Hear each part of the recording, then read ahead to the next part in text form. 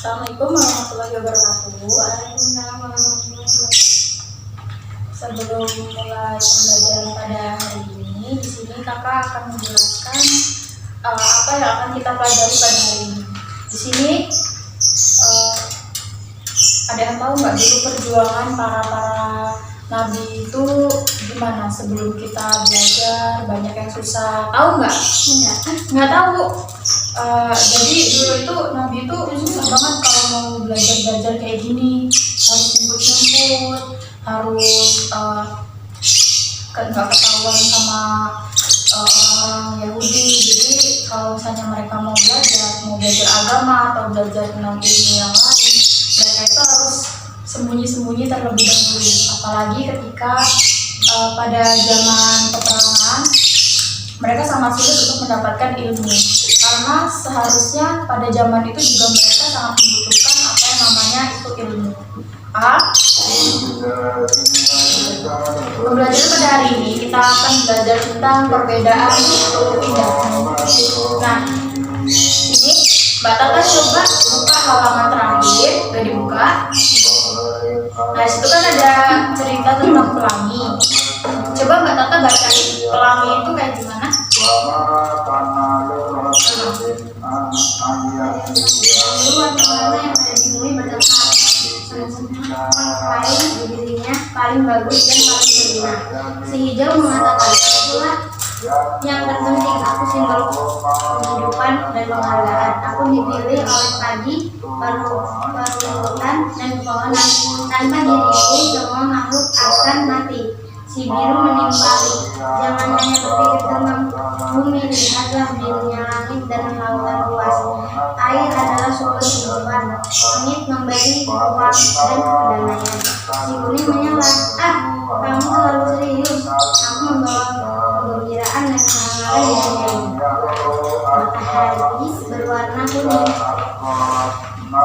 juga bulan. Tanpa kehadiranku tidak ada kegembiraan. Si jiwa tidak bermasalah. Aku simbol kesehatan dan kekuatan. Buktinya aku dipercaya melayani kebutuhan manusia, membawa vitamin vitamin. Pentingnya begitu. Coba lihat, aku ada wortel, labu, jeruk, dan pepaya. Aku darah kehidupan, lambang keberanian dan cinta. Tanpaku bumi akan kosong melompong, selasa merah. Sementara itu si ibu teriak, aku adalah warna aristokrat dan kekuatan. Para raja dan pemimpin selalu memilih warnaku untuk pakaian dan simbolis mereka. Pertengkaran semakin seru, masing-masing tidak mau mengalah. Tiba-tiba musik bulat dan gelegar suara kecil, disertai hujan deras tanpa komando. Warna-warna itu mengalir ketakutan, lalu saling mendesak mencari perlindungan. Sang hujan berkata, hei warna-warna, jangan bertengkar, kita adalah setiap kamu menciptakan tujuan khusus, unik dan berbeda-beda satu sama lain. Marilah saling bergandengan tangan. Warna-warna itu melakukan apa yang disuruh oleh sang hujan.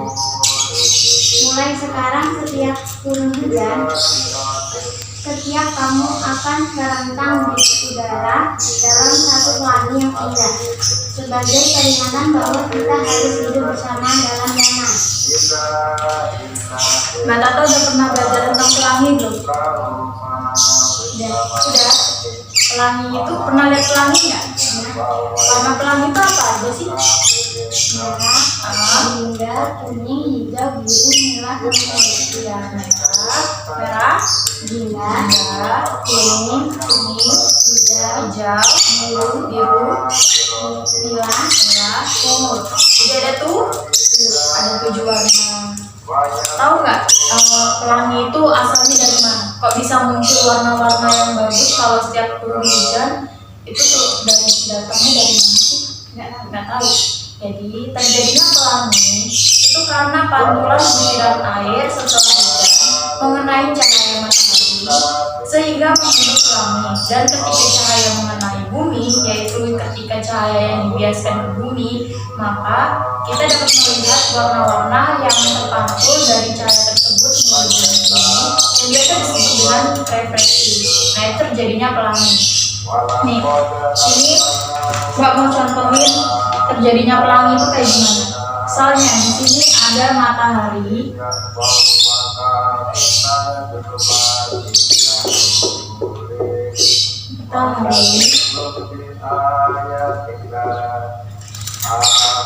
sini ada butiran air. Butiran air itu kayak habis kena hujan gitu ya. Kan ada sih hujan dicampur sama matahari, hujan panas, itu kan biasanya ada pelanginya. Sini ada bumi.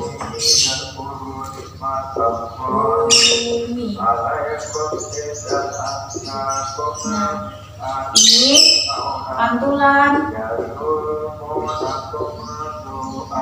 matahari. Nah, pembiasannya disebut refraksi. Nah, dengan adanya pemantulan ini melalui bumi, maka terjadilah pelangi dan menghasilkan warna-warna Meiji-ku Hibinium. Paham nggak? Paham? Jadi kalau misalnya ditanya mata pelangi itu terjadinya karena apa? Karena terjadinya pembiasan cahaya melalui butiran air. Ini yang dinamakan terjadinya peristiwa terbentuknya pelangi. Nah, dari butiran air tersebut mengenai matahari. Jadi manfaat pelangi itu sendiri sebenarnya ya nggak ada, karena kan matahari itu sendiri kan terjadi karena hujan dan terjadinya pembiasan cahaya dari matahari itu tersendiri. Nah, coba di halaman selanjutnya itu kan ada kosakata. Coba Mbak Tata bisa nggak kosakata apa aja yang udah didapat dari cerita pelangi tadi itu? Kalau misalnya belum paham, ini kita bahas bareng-bareng aja ya.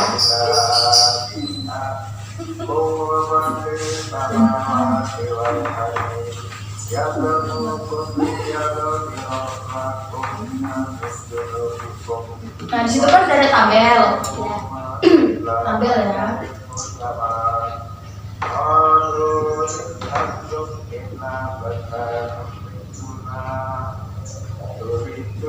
Kosakata ya? Kosakata baru. Kosakata baru. Yang di sini arti kata. Coba di situ ada kata damai nggak setiap waktu ada di cerita itu? Ada? Ada. Berarti yang pertama kosakata damai. Damai. Tahu nggak damai itu kayak gimana contohnya? Nggak pernah. Damai itu artinya misalnya tidak ada keributan.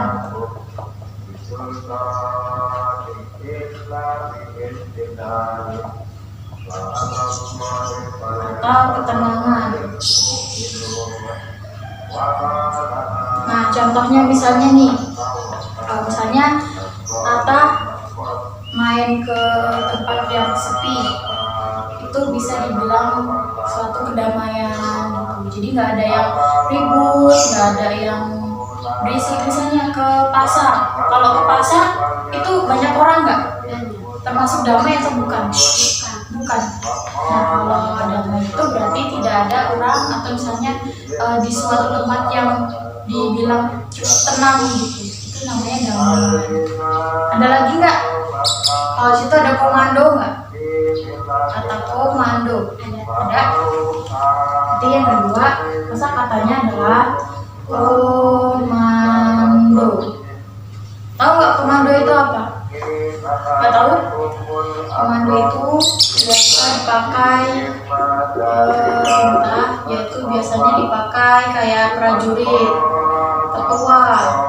Ketua itu biasanya nih, kalau Kan kalau di sekolah ada ketua kelas pasti ngasih arahan dari guru kan, dari guru misalnya kasih tugas nih, besok ini ya, besok ada acara di sekolahan bersih-bersih, Jumat bersih, kalau enggak hari Jumat biasanya senang kan. Nah itu biasanya yang disebut komando atau perintah. Ada lagi nggak situ perlindungan atau perlindungan, ada nggak? Ada.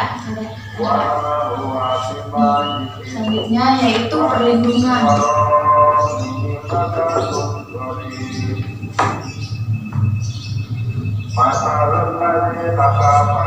Perlindungan artinya ada yang tahu nggak? Perlindungan itu kayak keamanan, tempat untuk berlindung.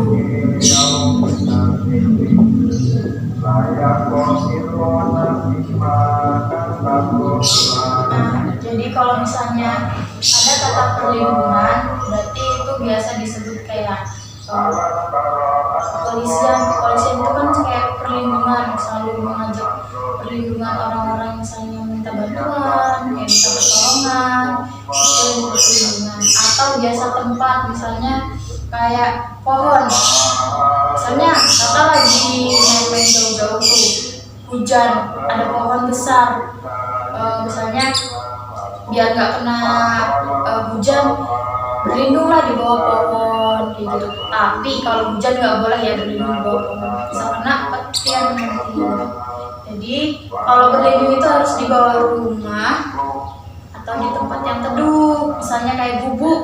Kalau dari jalan jauh nggak nemu rumah, adanya gubuk, ya nggak apa-apa berlindung aja di gubuk gitu. Selanjutnya ada nggak khusus di situ, di bukunya ada nggak? Khusus ada.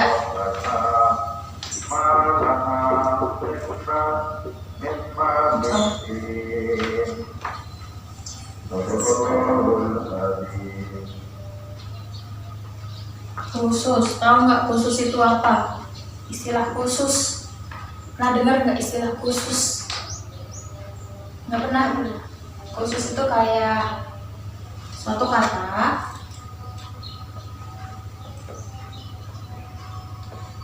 yang menjelaskan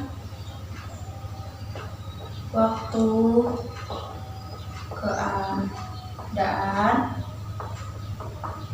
tempat. Nih, contoh yang biasa dipakai kayak kata khusus, misalnya keadaan penting. Kan biasanya kalau di berita-berita gitu banyak nih kayak misalnya banjir. Nah, berarti khusus ini termasuk kata yang dianggap di dalam ceritanya itu khusus cerita dengan banjir. Iya. Nah, kalau misalnya waktu, misalnya Mbak Tata disuruh bercerita berangkat sekolah itu kayak gimana, dari waktu pagi jam 7 berangkatnya, nanti pulang jam berapa, nanti kegiatan sehari-harinya ngapain. Nah, itu menceritakan khusus pada waktu-waktu yang diceritakan. Misalnya lagi tempat, misalnya disuruh menerangkan tempat tinggal, tempat yang akan dikunjungi seperti kebun binatang. Nah, berarti kan di situ Mbak Tata suruh suruh menceritakan tempat yang akan diceritakan itu. Nah, itu disebut khusus pada cerita itu sendiri. Misalnya nih, menceritakan tentang lembah hijau. Pernah lembah hijau kan? Nah, berarti kalau misalnya disuruh sama gurunya, coba Mbak Tata ceritain tempat kejadian di lembah hijau itu kayak gimana, suasananya tuh kayak gimana. Nah, itu khusus cerita itu Mbak Tata ceritain tentang lembah hijau, keadaan lembah hijau, isinya kayak gimana. Di sini paham nggak pelajaran perbedaan benda yang mengenai matahari, pelangi maksudnya? Paham? Nah, besok kalau misalnya nggak paham, dipelajarin lagi pelajarannya yang belum jelas, ditanyain sama gurunya, dipelajarin lagi sebelum ada pelajarannya, dia bisa paham. Nah, kosakata kayak gini biasanya muncul di ulangan atau enggak di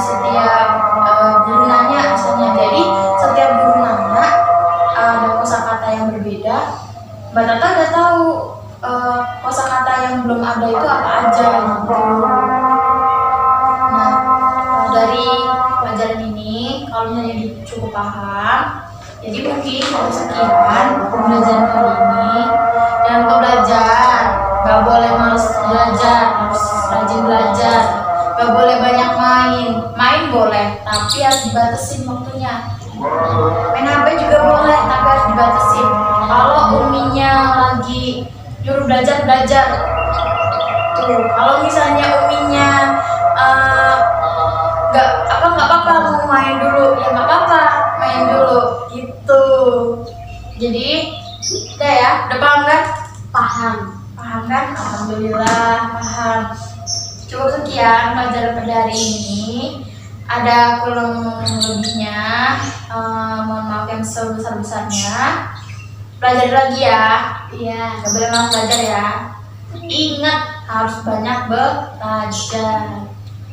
Assalamualaikum warahmatullahi wabarakatuh. Waalaikumsalam warahmatullahi wabarakatuh.